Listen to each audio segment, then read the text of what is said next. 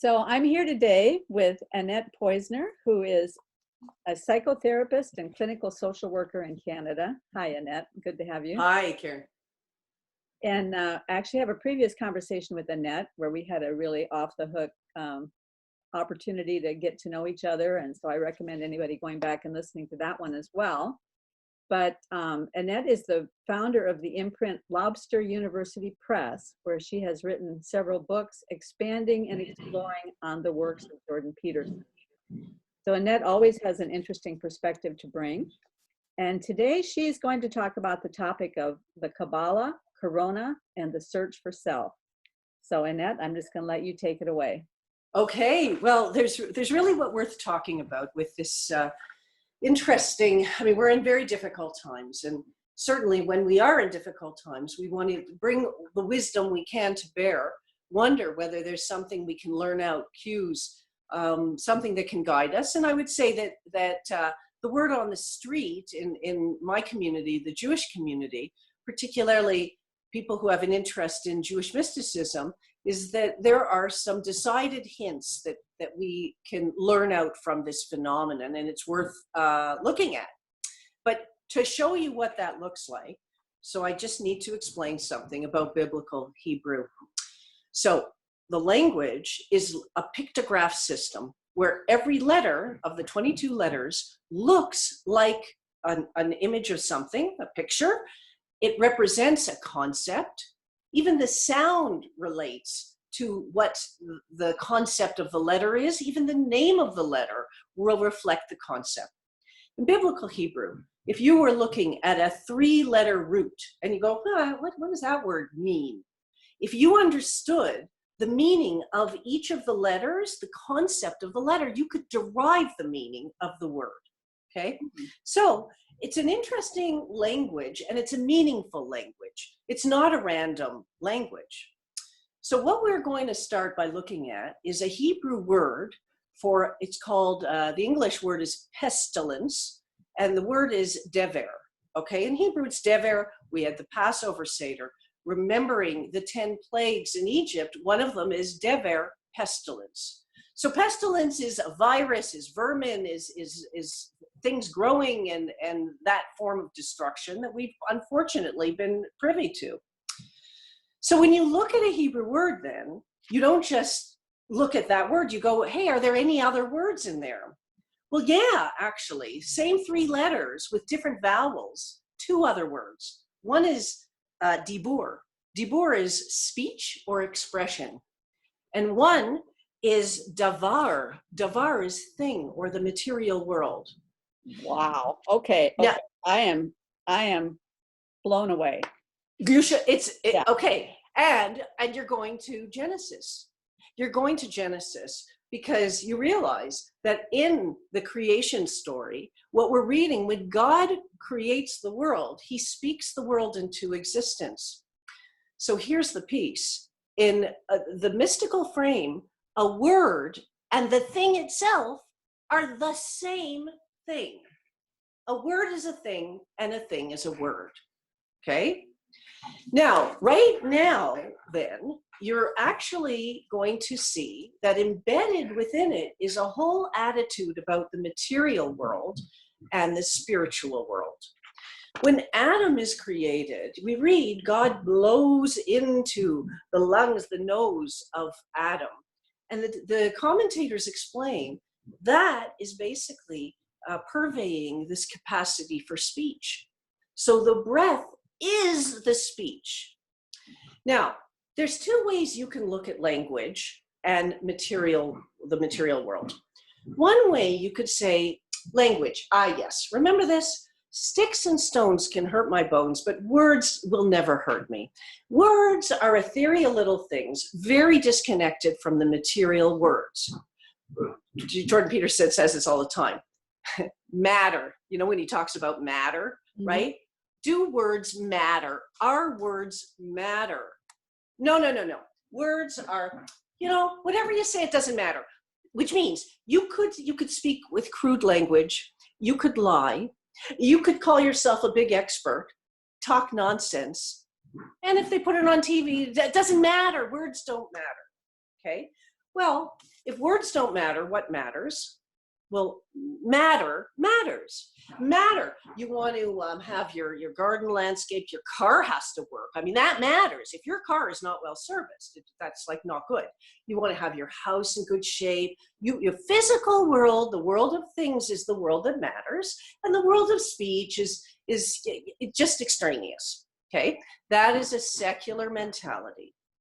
A spiritual mentality says, no, actually words are things, and things therefore get their animation. They're kept fresh by how we speak. So if God breathes into Adam to give the capacity for speech, then we breathe into the material world by how we speak about it. We keep it fresh and vital.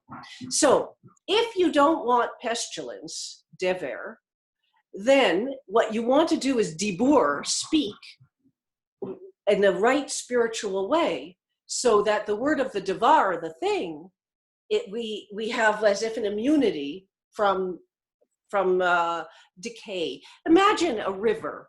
Imagine if there's a good flow, the river is fresh. But if the flow is not good, there's dampness, there's fungus, there's poisons that are bacteria, right? This is what happens. So, what's being talked about in mystical circles is the perception that speech is so eroded that if you look at our language, do you remember learning in school, and you learned how many words Eskimos have for snow? Remember learning that, Yeah. right? And that what it teaches us about their culture. Well, one linguist by the name of Kate Burridge says that we in our culture have 2,500 words for genitals. That's slang, we're not lacking words for genitals, okay? But it shows you where our minds are at. 4-letter words that come out in Hebrew, the 4-letter word it's called the Tetragrammaton. It's the name of God. It is the holiest name of God. In our culture, a 4-letter word is the crudest, most disgusting, most awful word. Just drips out of people's mouth, right? So there is a perception that what's really happening over here is that we are struggling with impurity of speech and other forms of expression. And therefore there's like a rot that has set in. And this is the core malaise that we are struggling with. So this is so interesting, because I have been having exactly the same thought, but on a slightly different plane. Okay. And the thought that I have been having relative to speech and how speech connects to where on many levels, how speech connects to where we're at right now.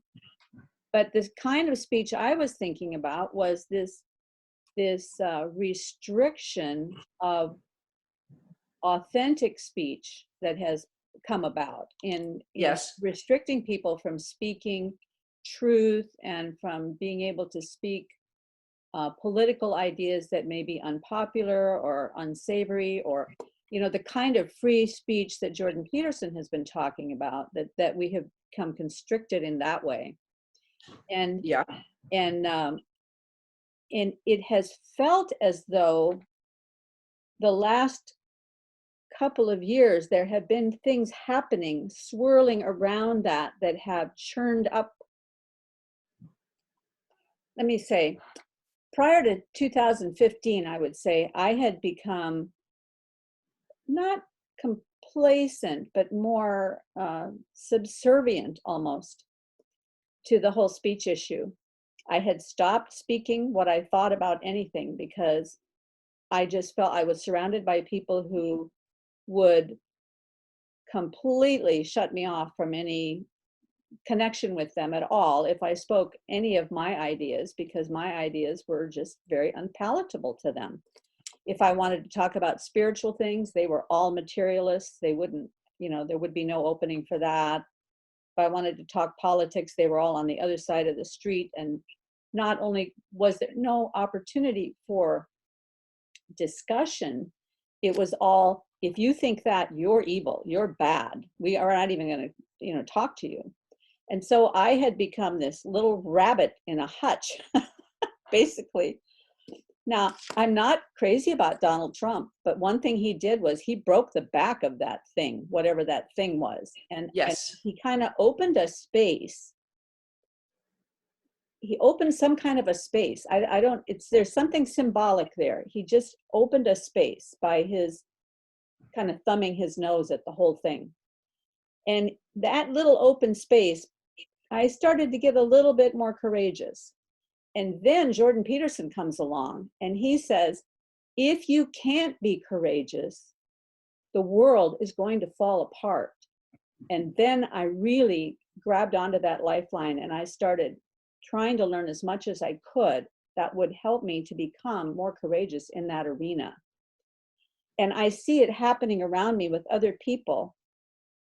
So it's almost like simultaneously as our speech was becoming more and more and more constricted, there was something happening that was breaking the back of that constriction and starting to open it up. And then this corona thing happens.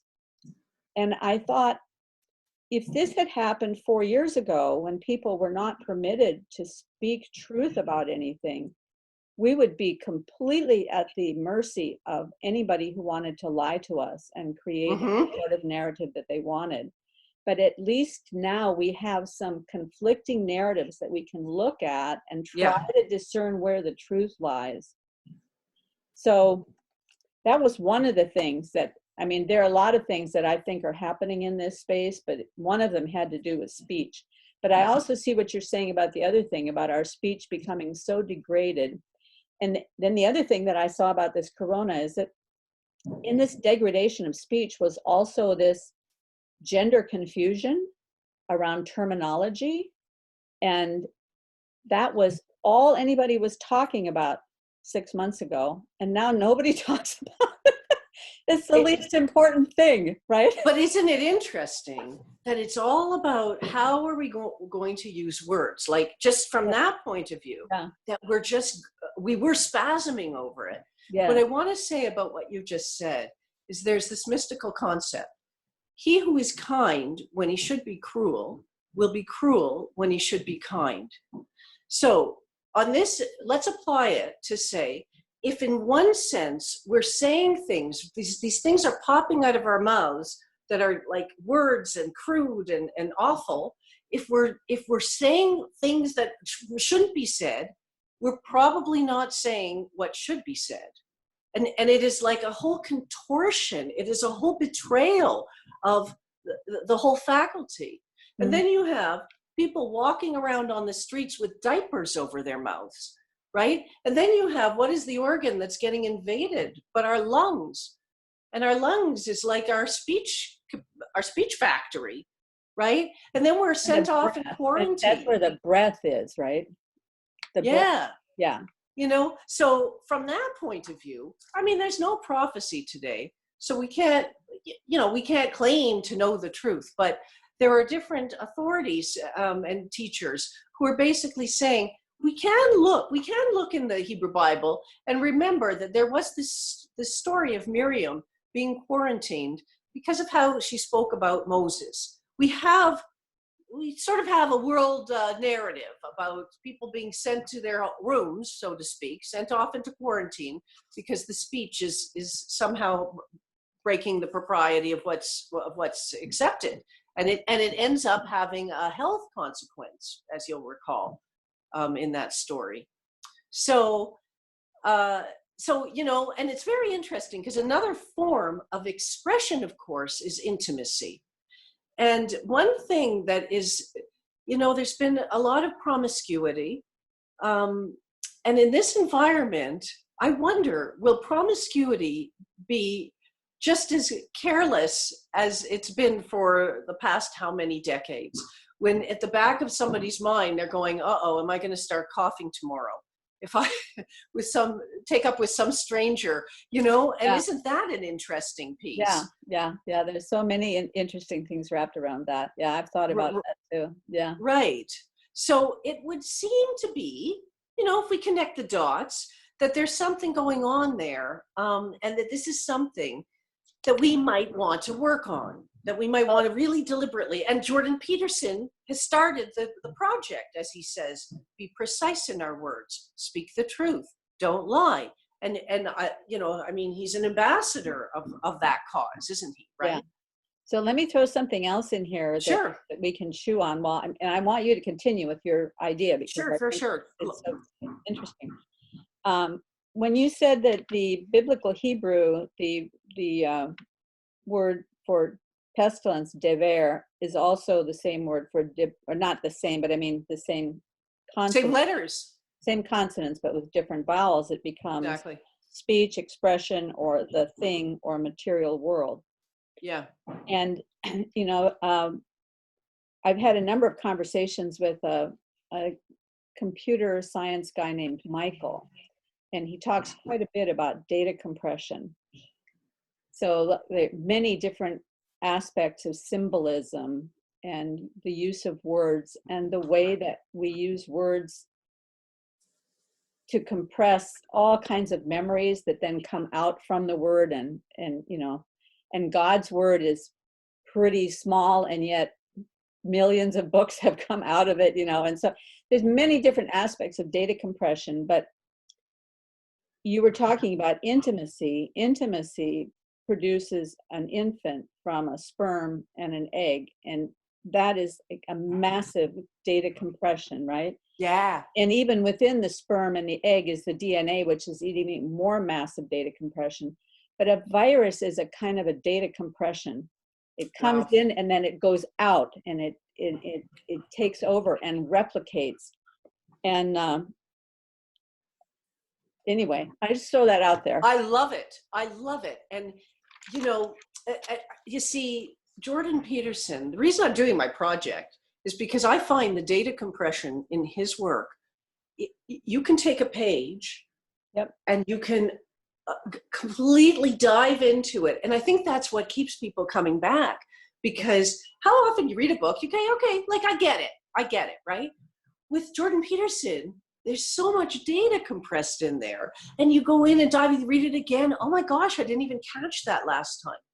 And I think what's funny to me is right now there's a lot of people out there saying, oh yeah, I've been there, I've done that, I read his book, yeah, I've moved on, because he's just the same old shtick over and over. And I'm like, you didn't really read his book.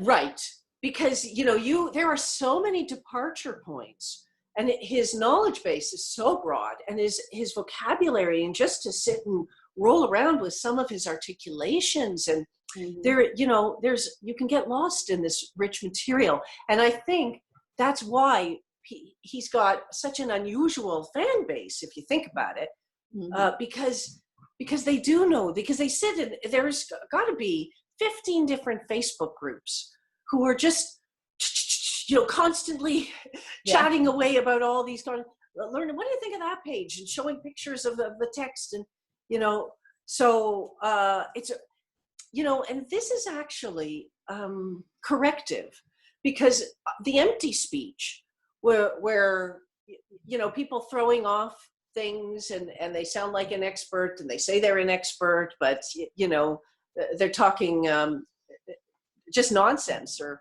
whatever. Like we've lost that. So I love that somebody comes along who shows us what speech can be, and how we can mine it, we can delve into it, and how much.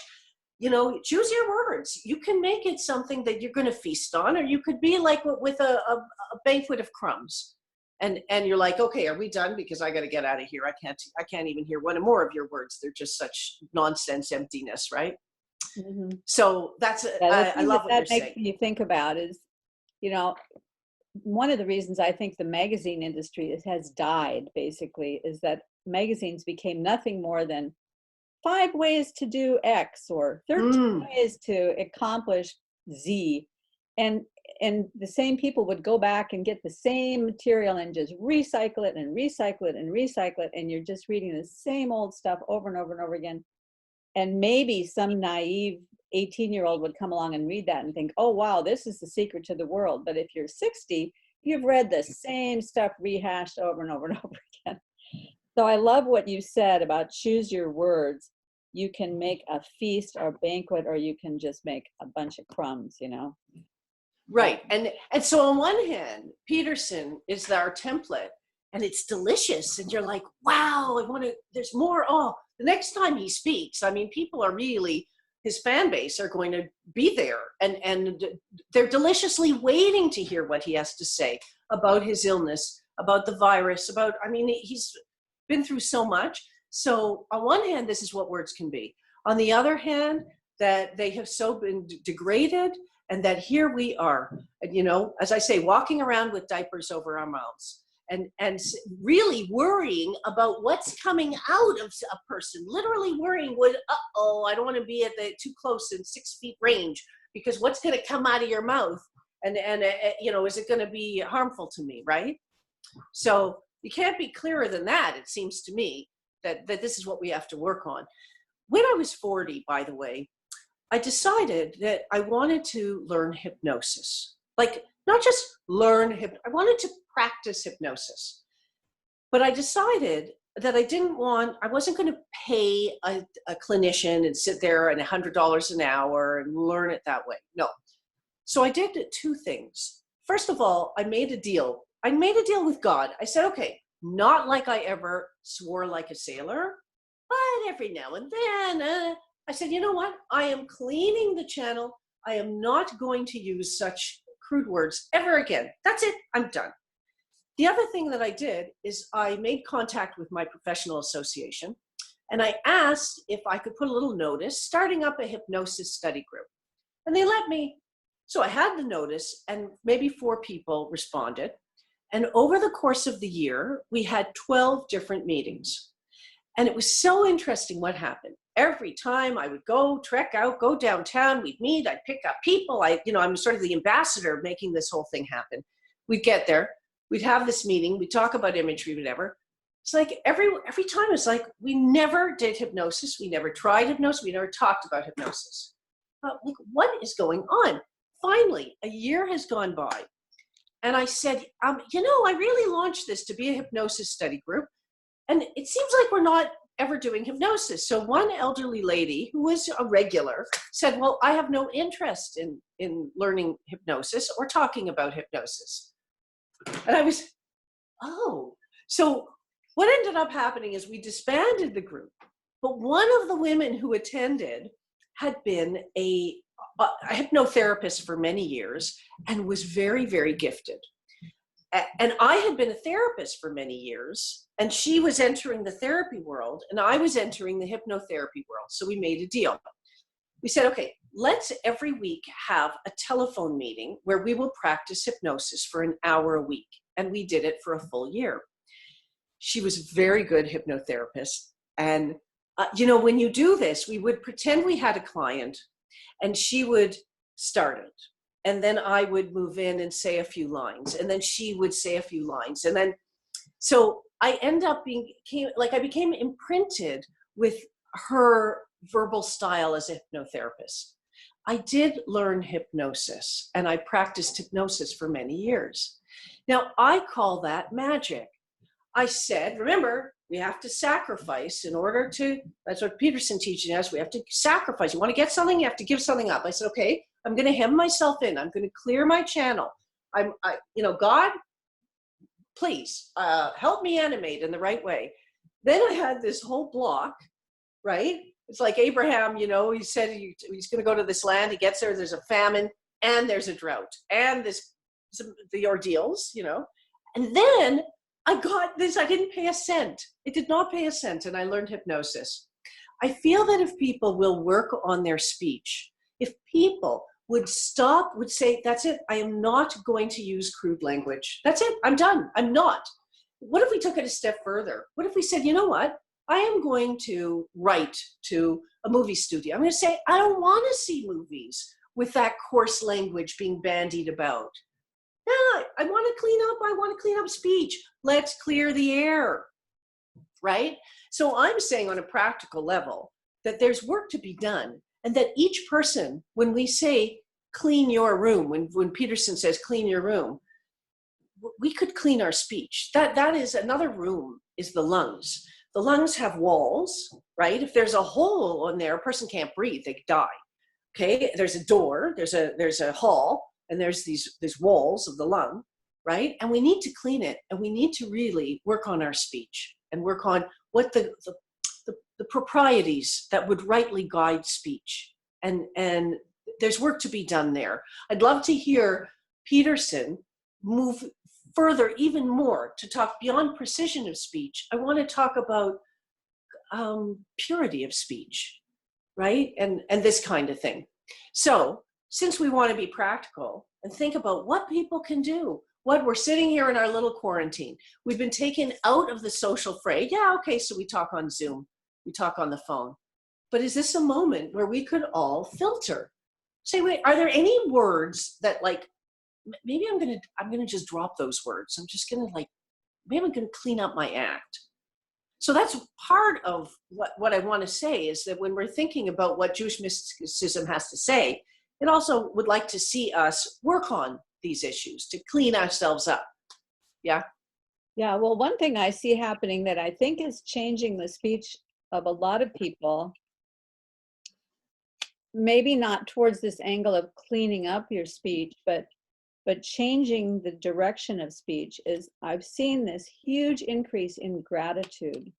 Oh, nice. Because, well, here's a silly thing. I saw something on Twitter yesterday. This guy said he must live in one of the states that has opened up a little bit.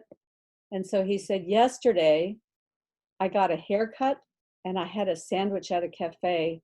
And he said, it felt like Christmas. Wow. You know, wow. And because people have been so restricted. So here's another one. We have a friend that's in our life group that our life group hasn't been meeting since the first week of March. And she's single. She lives at home with her 12-year-old son. So except for her work colleagues on Zoom, she's had no commerce with people at all.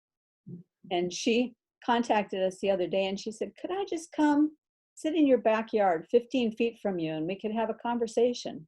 And I said, sure, that'd be great, you know? So she came over and we had a conversation, and we were all so thankful for this opportunity to just see another person in person, be able to be with them in their vicinity and laugh and talk. And she was so thankful for this opportunity. You know, I've been so thankful that I have a husband and a daughter living at home with me, because I have other friends who are single and completely alone and have had nobody to shelter with. And I recognize how many things I have to be thankful for. And I've seen this thankfulness growing in a lot of other people. And when you have that kind of gratitude, where are you going to express it? You have to express it upwards. There's no place else to go with. Nice. It, right? Nice. And that's another way of saying, is that meaning proper speech, maybe proper speech also needs to be directed upward. And then you have more of a prayer phenomena that's present in real time in society, as opposed to just dribbling. And yes, okay. And then let's say like this, because the other part of what I wanted to say was about this search for self. So we have the inner and the outer. We have, like Chinese medicine, yin and yang, okay?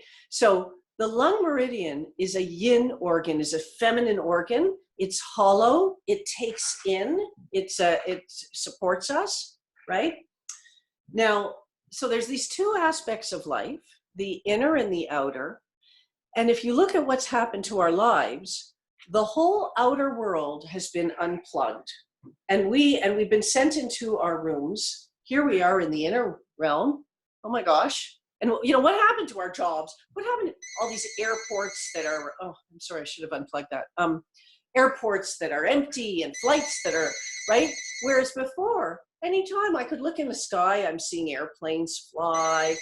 There's a very complicated word. There's magazines, there's mail coming. It's just this busy outer terrain full of action, which is completely stopped.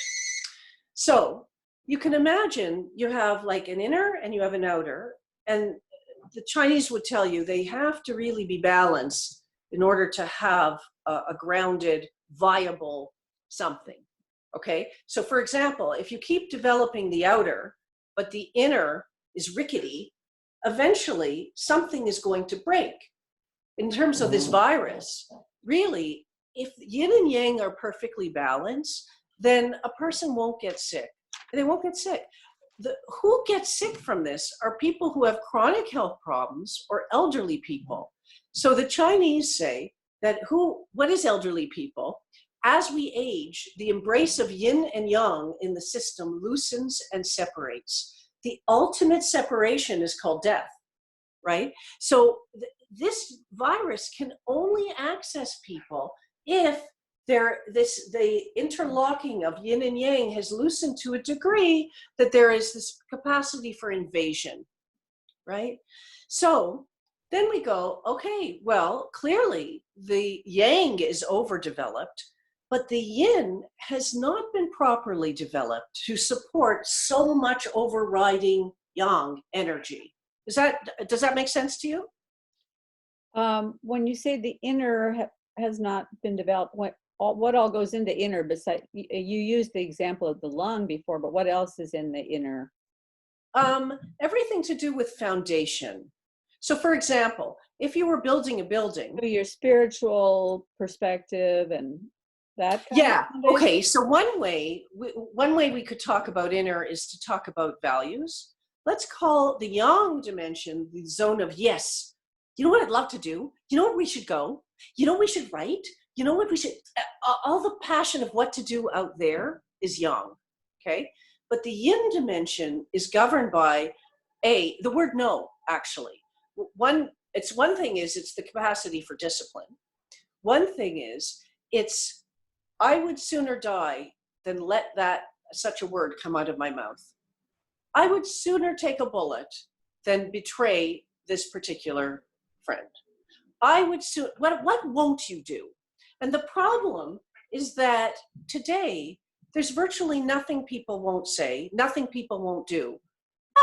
You know what? I would probably get a lot of clicks if I did that.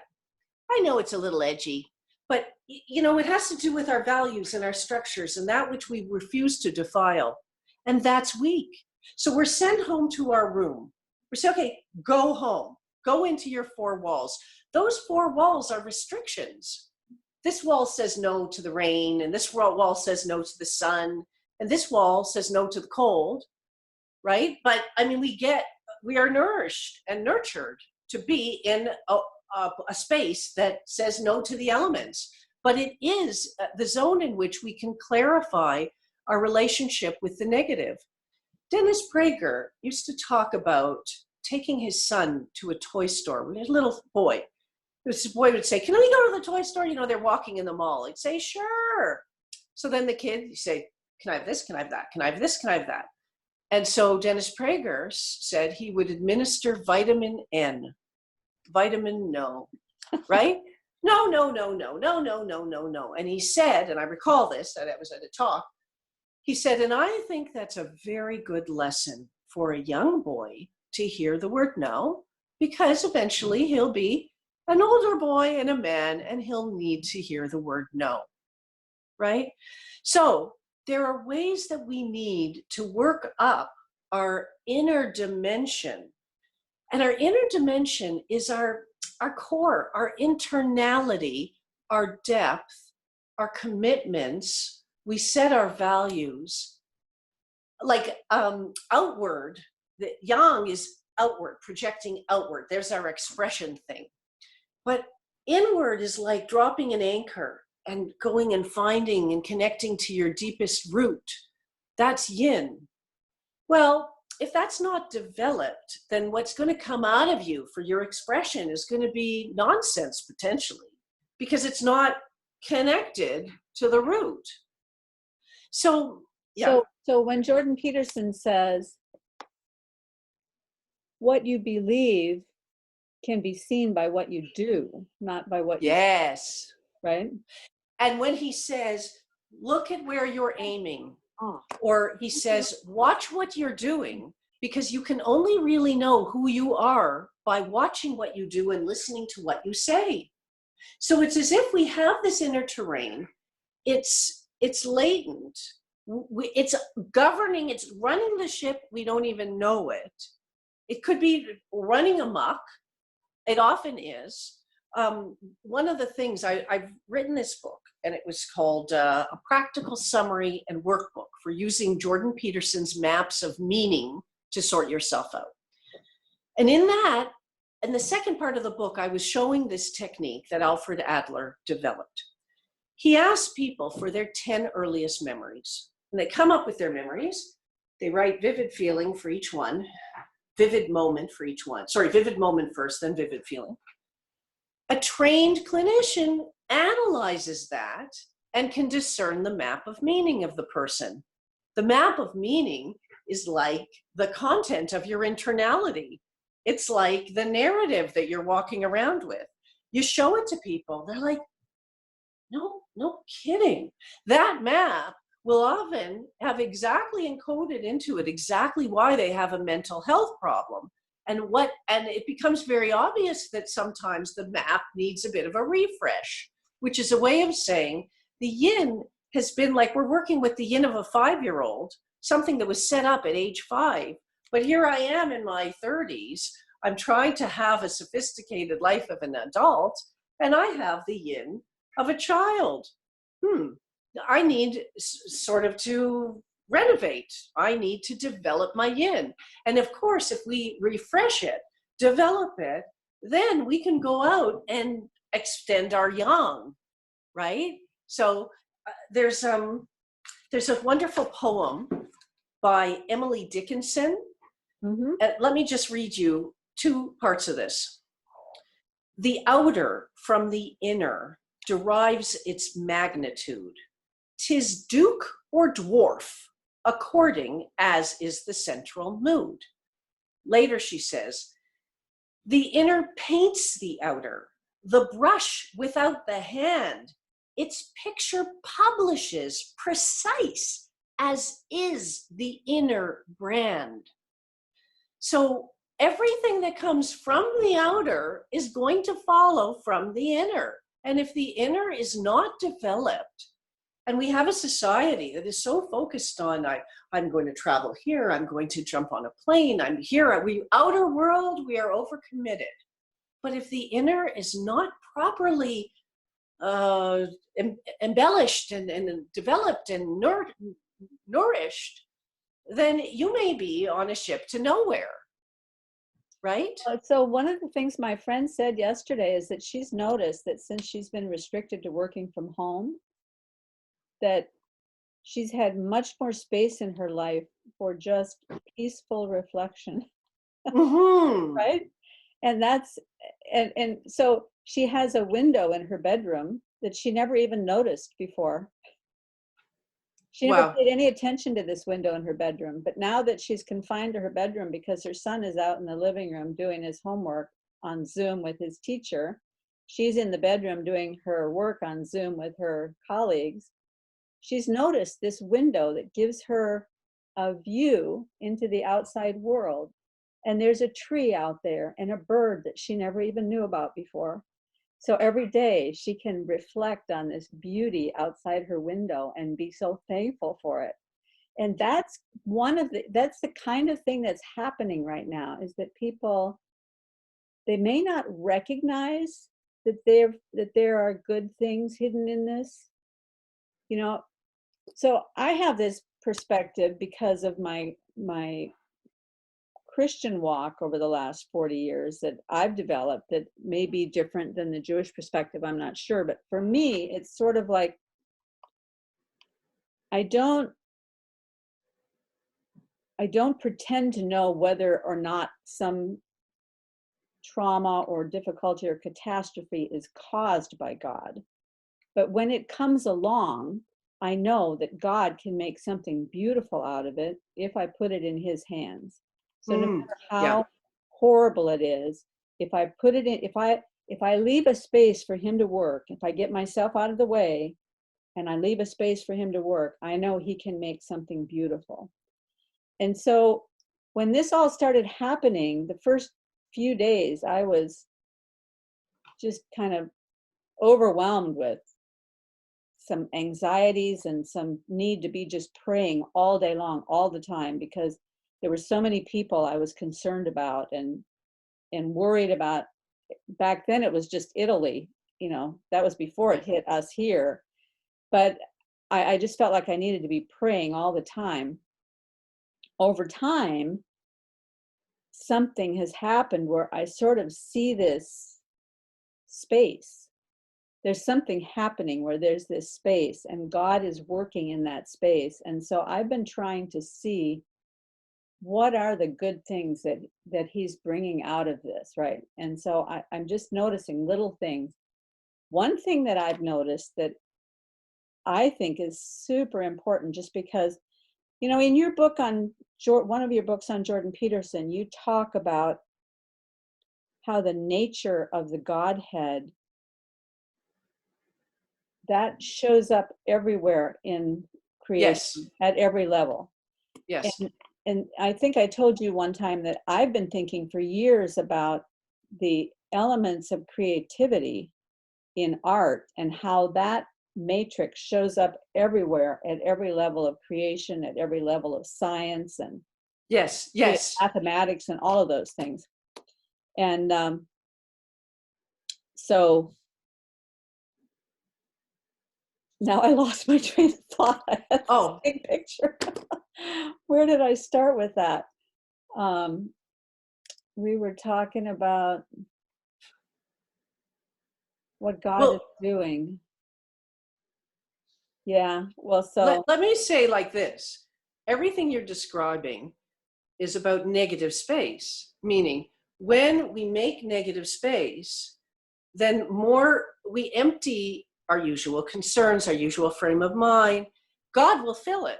And maybe it will be filled with the tree and the bird. And in other words, God fills the negative space, but we have to find some negative space. So whether you're taking a faith perspective and you're asking, it means you're kind of letting go, you're opening, you're pregnant with divinity. You're like, okay, I don't know what to do about this.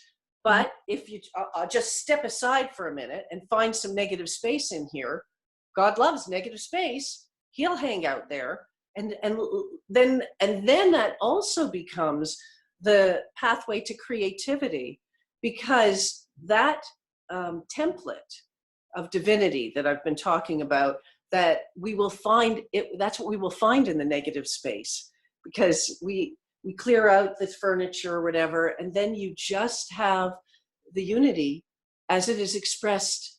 There's a particular divine code, you could say, that is replicated in every cell in every system, and there it is, and we can find that, and then we can sort of have a crush on it. Wow, that's like cool. And what, the other thing that's beautiful about that negative space analogy is that when you're training somebody to draw using the right side of the brain instead of the left side of the brain, they train them not to look at the object itself. You're not trying to draw the object. You're going to draw the negative space. Because when you draw the negative space, you have to attend in a different way. If you try to draw the object, your left brain will tell you, oh, I know what a chair looks like. And you'll start automatically drawing what you think a chair looks like instead of drawing that chair. Maybe that chair is upside down. And so your left brain has a hard time thinking how to draw an upside down chair. But your right brain can see the negative space and draw the negative space. And by doing that, you get a much more beautiful, elegant representation of the thing you're trying to draw. And I don't know much theology, but I have been hearing this word recently, apophatic. And the idea of apophatic is the only way we can describe God is to describe what he is not. So there are some people that say you can't really you can't image God, but you can image what he is not. Nice. And Nice.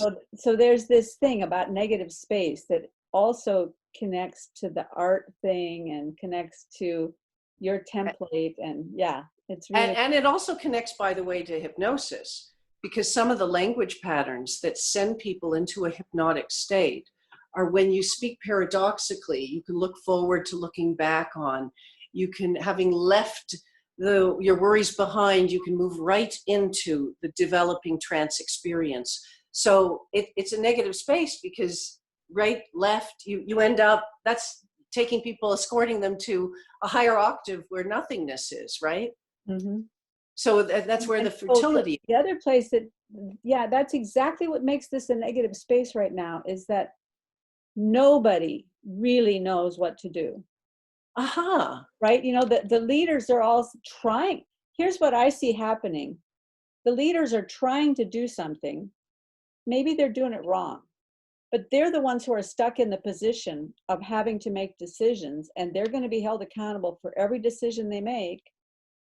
And a whole lot of other people, armchair quarterbacks, are sitting back saying, "You're stupid, you're doing it wrong." And I'm like, yeah, why don't you try to get into their slot and have to do what they're trying to do? I wouldn't want to be the guy in charge trying to figure this thing out, because nobody anywhere in the world knows what to do about this. Right. Which means that it's a perfect arena for God to act, because that's what he does when no one knows what to do, right? That's right. That's right. And you know, and it is a wonderful thing if it can turn us to the world of spirit, because we can't just kind of go, okay, I'll pick up the phone, or I'll buy more groceries, or it's like you have to work with the yin modality. It's the yin dimension of the world that has lost its suppleness. It needs to be reinvigorated. We will build our immunity if we can balance yin and yang within. And yin and yang within, when they are properly animated, is the self. And all of us have an imbalance. I'm too yin, I'm too yang. They're not properly connecting. So what do we do when we're home? We sort ourselves out. We figure out what our imbalances are. And if it's yin, build it up. And if it's yang, build it up. And it's time to really architect ourselves. It's a do-it-yourself job, one by one in our homes. And that's what Jordan Peterson. Yeah, and just for the people who haven't read Jordan Peterson, that this was what I was going to say when I lost my train of thought a little while back, is that the yin and the yang is his picture always of order and chaos. Yes. Right? And so when the order gets too brittle, yes, then you have to have that which navigates between the order and the chaos fall over into chaos, and go in there and find the treasures. And that's what's happening right now, is that our world had become too atomized and too brittle for many, many years. This very rigid, stratified business. And then we fell into chaos, but there are treasures in the chaos. And that's what we need to be about, is attending to where the treasures are. And one of the treasures that I saw that I was going to talk about, that I was trying to give a little backstory to it, is this whole idea of boundaries. Because we had become a completely boundaryless world. Gender boundaries had been dissipated. National boundaries had been destroyed. Individual boundaries had been destroyed. You know, whatever. I'm just going to do whatever. I have no boundaries. I have no discipline. All these different levels of boundaries, of borders, if you will, had been completely disbanded. Now, all of a sudden, borders are enforced everywhere. Every nation border is enforced. Even some cities are enforcing their borders. Half Moon Bay, which is down by the beach, 30 miles from us here, they've got signs up, "Don't come into our town if you're not from our town." You know? So there's borders everywhere, and people's individual borders. We're stuck inside this house, and you know, there's just borders everywhere. That's right. And the mask. And the mask. Yeah. It's a no. It's a vitamin N, you know? Yep. And that is all good, because when you are constrained inside a boundary, that's where the maximum creativity takes place, right? The limitations bring the creativity. So when you've become stultified and rigid and lost all your innovation and everything, apply the boundaries, and then creativity will take place. Right. So, lovely. yeah. Lovely. What I just want to say is, there's this Jewish teaching that God creates the cure before he creates the illness. And that's a principle. So I want to say, because I believe it, I believe that we were given 2 years of Jordan Peterson running around the world, teaching us about chaos. Then he fell into chaos. Then we fell into chaos. And now we have the opus of his work. I hope he will continue to teach us about how to turn chaos into order. But that's where we are. And it's so interesting to me that we've had 2 years of Jordan Peterson giving a very focused message on this. And here we are. The project that I just finished is I've just published something called From Chaos to Order, a guide to Jordan Peterson's worldview. And the idea here has been to present for people an overarching look at his major themes, the themes that you see in his 2 books, in his courses, his U of T courses, and his biblical series, and his talks, because I'm obsessive, because I've listened to hours and hours and studied with great intensity. So I've just put this out. And I want to mention, so when I put these things out, what happens is so interesting. My vision is that this information needs to be accessible to people because it will help them crack the code of it's a little dense, his stuff. And when you articulate in a linear way what Peterson's worldview is, it's easier for them to listen and to go into the books and to download, and their uptake is faster. And so some people struggle because the tangent and the brain and the myth and then so there's no myth and there's no brain. It's very focused on the key, what I understand to be the key core ideas a person needs to understand about his framework so as to better discern what he's talking about in any given minute. Anyway, my goal is to offer this material at a very reasonable low cost. And so when I do this, when I put up books that Kindle, this is how I understand it, that Kindle thinks are going to be successful, what happens is the print book they put up, because a print book is more expensive, but I can wait months to get clearance for my ebook to go up because the ebook is cheap. Okay, so interesting, within seconds, the print book was allowed, and the ebook, days are going by and it's in review. So what I've done is I put the ebook up on Kobo. So it's, people want to just spend a few dollars to read like a synopsis of the major ideas, then they would have to go to Kobo. I don't foresee, we'll see what happens, but I don't foresee them in the near future giving me the ebook when the other books, without a problem, it's cleared, it's amusing to me. Kobo? What is Kobo? Kobo is it's another ebook distribution channel. How do you? And they're Kobo. And so people can download. Kobo.com? Yeah, I guess so. Yeah. Okay. I'll send you a link. Okay. So you can see that. Yeah. Yeah. So because here, we've been struck with lightning over here. We're struggling with this situation. Jordan Peterson's materials, thank God, are up there on the web, available for download. People cannot necessarily afford a therapist. They're losing their jobs. They have all these worries. There is materials that can help people. We read the comments under his text, under his talks and under his articles or whatever, and people say, Dr. Peterson, your material helped me. I'm sorting myself out. I cleaned my room.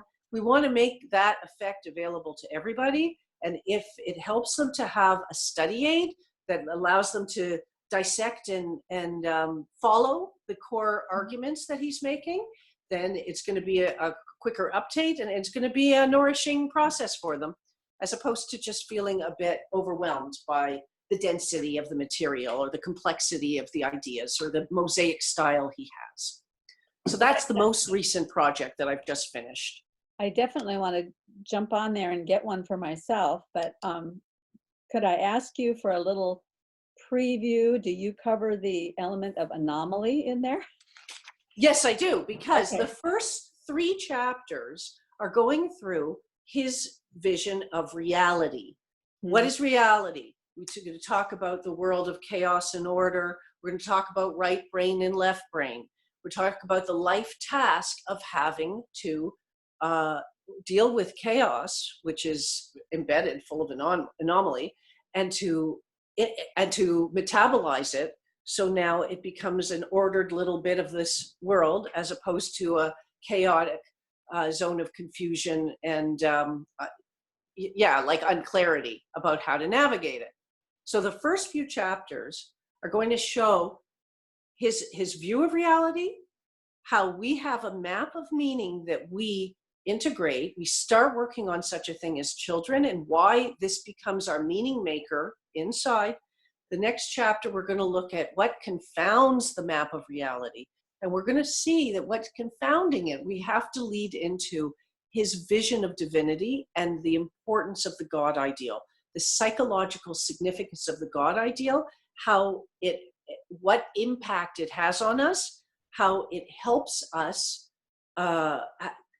master and come up with an appropriate map of meaning that will allow us to move in a sophisticated way in the world, okay? Mm-hmm. And then I have a chapter where I'm going to go into Jordan Peterson's meta map of reality. And we look at the vertical realm, the horizontal realm, we look at the center point, and we look at the world of depth. Okay, and we're going to look at all, in other words, he's going to understand the world has these constituent parts, and we always have to balance ourselves somehow betwixt and between. And when we do so, we are living a life of truth. We are balanced. Uh-huh. We are playing by the rules. I show how his different rules speak to the framework of reality as he understands it. And if we execute or activate those rules, they help give us the proper choreography to live and thrive in that meta map of reality, in that meta reality as he understands it. So those are the key. And then I'm also talking about the structure of self. The structure, I say that there's a premise that he has about a structure of self that we have that's a latent potential, but we have to sort ourselves out to bring it to proper fruition. So I would love to share, I'd love to get your take on a video I did several weeks back with a guy named Jeremy Firth. Okay. Who he had an insight at a certain point in his life, which he's thought about for a long, long time. And so we talked about this particular insight for the whole time. And it's such an interesting thought. He had been thinking about at the time he was a Mormon. He eventually walked away from the Mormon church, but at the time he was a Mormon, he had this thought about pride, because in Mormonism, pride has a different meaning than we think of it in just typical biblical terms. Slightly different meaning. Pride is hostility. Okay. Isn't that interesting? So it's the opposite of love. It works. It works for me. Yeah. So I thought it's a kind of interesting concept. Oh, I'll listen to it. So he got to thinking about that, and he thought, so somehow he came to the conclusion, and I can't remember the whole way he got there, but the conclusion he came to, pondering that distinction, is that the structure of the world is that there needs to be structure and flexibility. And that when you look at a Japanese pagoda, the pagoda is built around a tree. So the tree is deeply rooted and goes up towards the heavens. and the tree is the center pole of the pagoda. I never knew this about pagodas.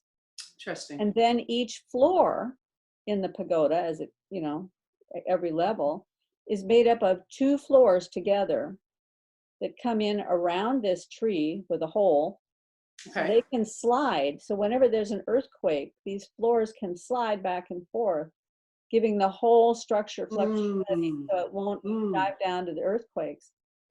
So he got to thinking about how our vertical relationship with God is the structure in our lives, the strength, the foundation, and all of that.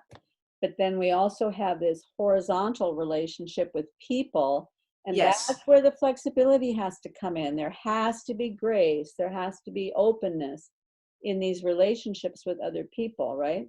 Nice. And so he had many, many other things to say about it, but that's just the bare bones of it. I'm all over it. Yes, I'll listen to it. And you see another manifestation of I'll link to it in the notes. Okay, terrific. Okay. In the dimension of width, let's say, is we have a right side and a left side. So the mysticism says the right side associates with affiliation, love, right? The left side affiliates with retraction. This is extroversion, this is introversion. When people used to wear watches, if they were right-handed, the right hand is attraction, or left side. Sorry? Left side is attraction or retraction? Right side is attraction and expression. The left side is retraction. Retraction. Inhibition. The right side is love. The left side is fear.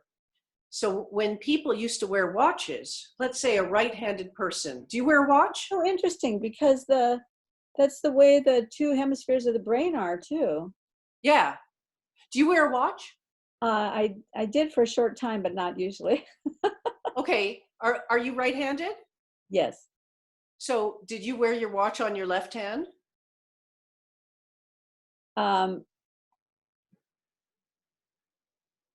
Well, I'm not a good example because really? Because my watch had a vinyl band, and it was a Fitbit kind of thing. Oh yeah. And it had a vinyl band, and vinyl really irritates my skin. So I switched it back and forth all the time just so okay. You're not a good example. I'm not You're not a good example. But normally the right hand for a right-handed person is the doing hand. So you're doing something with your right hand. The watch goes on the left hand as if to say, because the left hand is the no hand. The right hand is the yes hand. The left hand kind of pops up and says, is it time for you to stop this? Right? So we have this dual nature, expansion and contraction. And in dealing with the horizontal world of people, we have to have the proper giddy up of these 2 different animations. If we're too expansive, we have no boundary. If we're too contracted, we're not warm, right? So we have to, there's a mastery to be achieved. And Peterson is speaking to it when he's encouraging us to, on one hand, explore our openness and to cultivate that. On the other hand, to cultivate conscientiousness. These are the realm of the depth, you could say, or the width, you could say. The depth has to do with time, as we move through time and where we locate ourselves in time. We're always trying to put ourselves into the future, but like with 1 foot in the present, clean your room, okay? But 1 foot in the future. I'm not living for now. I'm living for, I want to finish medical school. Like, I know what I want. I want to be a doctor. I want to have a family. That, right? We're always moving towards the future, which really then winds us up where we started, because his main point is when he starts off, he says, is this a world of things? We act like it's a world of things. No, this is a world of values, which means anything you see, you kind of go, what would be good if I did that next? What would be good to this room to make it even nicer? What would be good if my life was even better in 5 years? That's a world of value that directs us. And that goes right back to where we started about speech. We determine the value with our words, and we consecrate what we are going to do. I get it. There's a pillow here. I get it. We have a world of things, but we don't live like it's a world of things. And if we retrieve our words and elevate them, then in fact we root into our values, we build our values, and we very much follow the map that Peterson has nicely articulated, and work towards a future goal and get the right choreography for life and meaning at the same time. Well, so that's a great way to wind things back around, but we still haven't discussed the Kabbalah. So how does that come into this? Well, we have been discussing the Kabbalah. Okay. Yeah, because why? Well, first of all, we mentioned that in Kabbalah, we do a lot of looking at the Hebrew words. We look for clues, like we looked at dever, davar, and diber. Oh, okay. So Kabbalah is looking for intrinsic patterns to find the unity where otherwise it looks like multiplicity. Looks like we've got three separate things.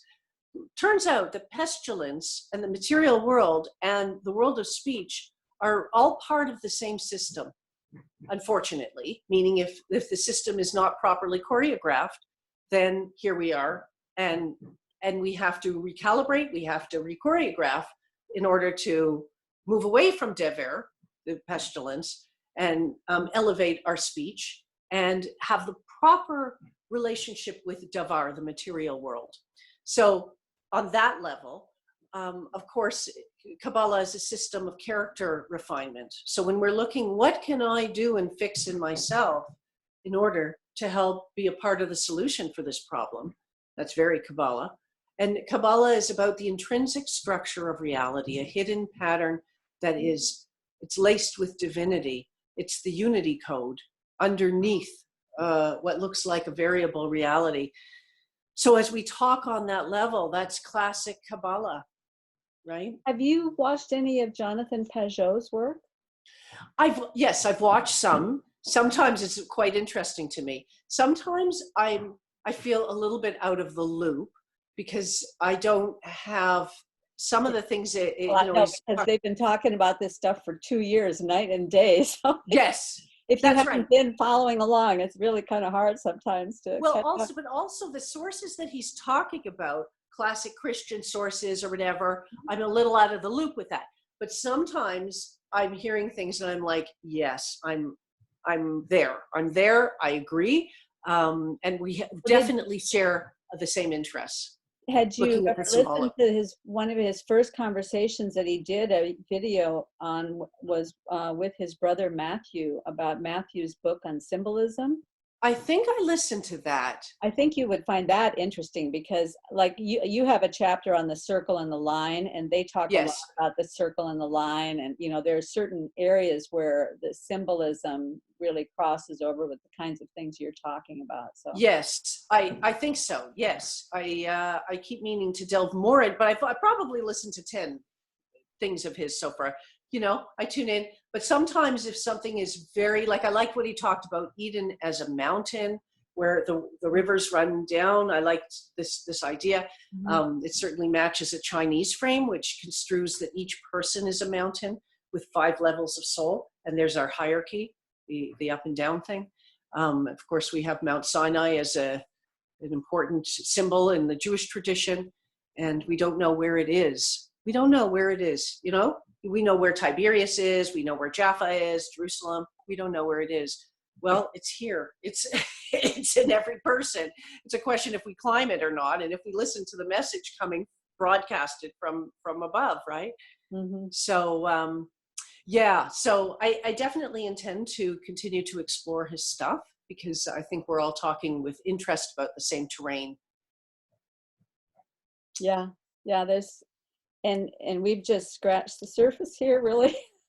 Yeah, fabulous. Yeah. So I think we can probably do this again on a different topic and still have plenty to talk about. So I think so. Terrific.